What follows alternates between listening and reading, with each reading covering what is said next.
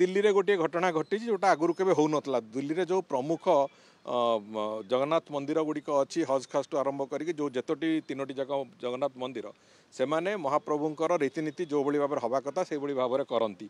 तेणुक से कौन प्रकार असुविधा हो ना, किंतु हठात करी जदि कई कोठी अदिनिया रथयात्रा करुच्ची अज्ञानतावशत हो किंबा जाशुणी भी करंतु से जगह गुड़िक आम नजर को जिते बड़े आसूची से बाबद में तुरंत निष्पत्ति नियाई से ताकू कौन करा तागिदा करा अनुरोध करा आसंता वर्ष रे कथा न करंतु से कथा सबू करा जाउची। एवं विदेश रे भी अनेक जगार जो अदिनिया रथयात्रा विभिन्न समय होता आम बाबू माने भी सरकार जो 24 वर्ष थे से समय भी होता से बाबू मानू से देखा जाऊ नथिला। तेणुकरी से जो जगार होता से ताकू भी कहुई कि प्रायतः बंद करा जाइछि।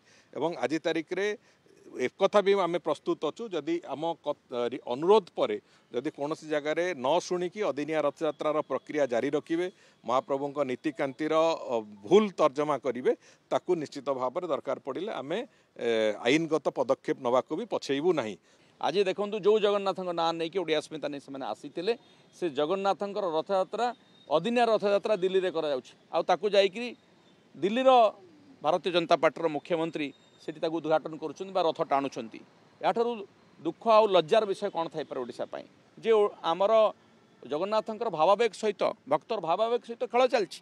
इस्कन कला बेलू आम विरोध करुचु, ममता बानार्जी कला बेलू विरोध करुचु, दिल्ली मुख्यमंत्री कला बेलू विरोध करूनु। ये कि प्रकार दोमुहानी जगन्नाथ परंपरा जगन्नाथ संस्कृति ये हूँ गोटे ओडिशार ऐतिह्य सारा विश्व आदृत।